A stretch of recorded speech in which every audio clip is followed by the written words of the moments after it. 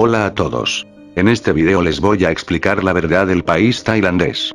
Si usted planea viajar a Tailandia o contempla la posibilidad de estar en el país tailandés durante un periodo largo, ya sea por cuestiones laborales o cuestiones sentimentales, le vendría bien saber que Tailandia es un país con leyes muy duras sobre la crítica a la monarquía.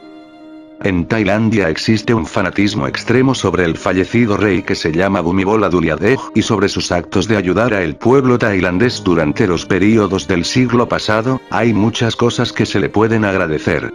Un ejemplo es el ayudar a su pueblo construyendo escuelas y ductos y sistemas de regadío en las ciudades donde hacía falta infraestructura en aquel tiempo a mediados del siglo XX. Hasta aquí todo bien y se entiende la veneración y el actuar de ese modo del pueblo tailandés.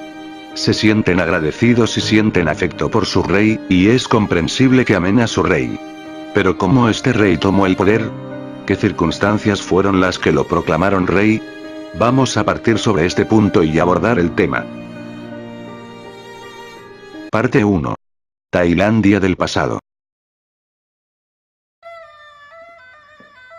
Desde sus comienzos en la época de Ayutthaya, Siam estuvo estratificado con un sistema feudalista conocido como Saktina, donde desde el esclavo y el mendigo hasta el príncipe heredero tenían un puesto claro en la escala, todos digo, menos el rey, que por su poder se situaba por encima. La Saktina se medía a través del número de Rai, que en un principio eran acres de zona de arroz cultivable. Estos puntos localizaban a los ciudadanos en la escala social.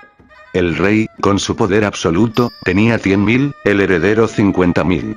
Los plebeyos con más puntos, ministros. Por llamarlo de alguna forma, 10.000. Después la escala iba cayendo de forma exponencial en muchos otros miembros de la realeza y cortesanos. Más cerca del pueblo real ya, un escribano o un mensajero tenían 50 puntos, nada mal. 30 un soldado raso, 20 un cabeza de familia que poseía una casa. 10 para los campesinos, es decir, la inmensísima mayoría. 5 para mendigos. Es fácil visualizar las diferencias jerárquicas entre 100.000 rai para un hombre y 10 para la mayoría del pueblo. El poder absoluto del monarca, por otro lado, es referido a menudo entre historiadores como muy superior al de los monarcas contemporáneos europeos. Algunos han visto en esta mayúscula concentración de poder un obstáculo para el desarrollo social que se dio en los siglos posteriores en Europa. Algunas anécdotas muy conocidas sobre el poder monárquico representan bien la diferencia. Es bien sabido que no se podía mirar directamente al monarca, o bueno, se podía, pero uno recibía un flechazo en la cara ipso facto. También es sabido que los plebeyos no podían tocar a los miembros de la familia real bajo pena de muerte. Ni siquiera para salvarles la vida. Es difícil de creer, lo que le contaré a continuación. Pero existió una reina tailandesa, la reina Sunanda Kumariratana, una de las 4 esposas, y de las 96 mujeres del rey Chulalongkorn, que, tristemente, se ahogó con su hija al caer de un barco ante la mirada de los plebeyos, ya que, si los plebeyos la tocaban los ejecutaban después de salvarla, así que ninguno se lanzó a salvarle la vida, y la reina murió ahogada inminentemente. Con un poco de suerte, alguno de ellos captó la ironía.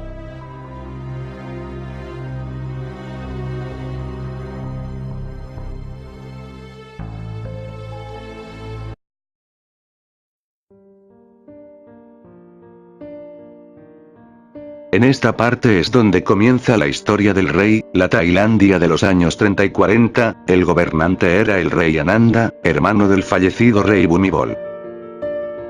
Ananda Maidol, hermano mayor de Bhumibol Adulyadej, estaba a punto de recibir el trono cuando, en la mañana del 9 de junio de 1946, Ananda Maidol, de 20 años, rey Rama VIII de Siam, recibió un disparo en la cabeza y murió en su habitación, en el edificio Barompiman Hall del complejo Grand Palace de Bangkok.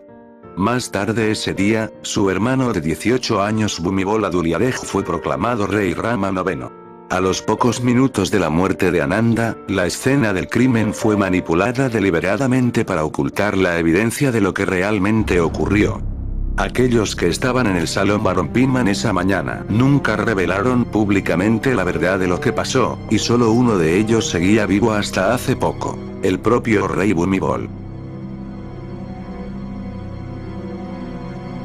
La investigación excluyó deliberadamente una cuarta posibilidad: que Ananda fuera accidentalmente fusilado por otra persona. Esta cuarta posibilidad es la verdad. Ananda Mahidol fue baleado y asesinado por su hermano Bhumibol. Parece inconcebible que el asesinato fuera premeditado. Fue un terrible trágico accidente o aberración, y ha perseguido a Bhumibol Adulyadej desde entonces. Bhumibol está claro que ha sufrido toda una vida de vergüenza y tristeza por lo que sucedió esa mañana en 1946. Muchos tailandeses creen que la verdad debe permanecer enterrada, porque revelarla ahora solo causará más dolor. Pero Tailandia del siglo XXI está atascada en una crisis agonizante debido a la negativa de poderosas facciones entre la élite para permitir un debate abierto y honesto sobre el pasado del país y sobre su futuro. La ley de lesa majestad ha afectado a Tailandia. A pesar de la destrucción de pruebas, y el hecho de que los involucrados mintieron sobre lo que pasó, es posible reconstruir cómo Ananda murió. El primer punto clave es que no hay ninguna posibilidad creíble de que un asesino desconocido se coló en el Gran Palacio esa mañana, tomó la pistola automática Ananda Colt 45 de su armario de cabecera, le disparó en la cabeza y se escapó, sin ser visto por nadie. El asesino solo puede haber sido alguien en el Salón Varompiman. Hasta este punto hay que ponernos en el lugar de los monarcas tailandeses, y pensar que cualquier impacto que pudiera tener un evento similar, sería negativo para el país en cuestión, y más aún saliendo de una guerra mundial. Inmediatamente después de la muerte de Ananda, se supuso ampliamente que se había suicidado. La gran asamblea de príncipes y políticos que se reunieron en la sala Varompiman después de la muerte de Ananda no pasó mucho tiempo discutiendo si había sido asesinado por un intruso, como seguramente habrían hecho si hubiera sospechas genuinas de que así fuera, pero en cambio se preocupó de cómo explicar la muerte de Ananda al público. La madre de Ananda le suplicó a Prithvi Banomjong, el estadista de inspiración que era primer ministro de la época, declarar que el tiroteo fue un accidente autoinfligido en vez de suicidio.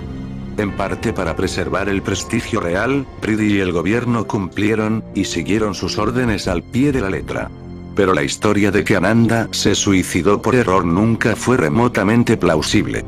El Colt 45 es una pistola relativamente pesada, que pesa más de 1 kilogramo cuando está completamente cargada, y para ser disparado requiere una presión considerable para ser colocado no solo en el gatillo, sino también simultáneamente en un panel de seguridad en la parte posterior de la culata. Las posibilidades de que Ananda hiciera esto por accidente, mientras que la pistola le apuntaba a la frente, eran extremadamente pocas. Además, el arma fue hallada al lado de la mano izquierda de Ananda. Pero él era diestro. También la evidencia parecía sugerir que Ananda estaba acostado sobre su espalda cuando le dispararon. Y no llevaba puestos sus anteojos, sin lo cual su visión era espantosa. Parecía apenas creíble que Ananda hubiera estado jugando con su Colt 45 mientras estaba acostado sobre su espalda y sin sus gafas. La tarde del miércoles 28 de septiembre de 1948 comenzó el juicio por homicidio del rey Ananda. Las páginas reales Peropatamasarini Chitsingasendi y el ex secretario real Chalieu Patumros fueron acusados de conspirar para matar al rey en una trama planeada por Prithvi. El juicio y las apelaciones duraron más de 6 años.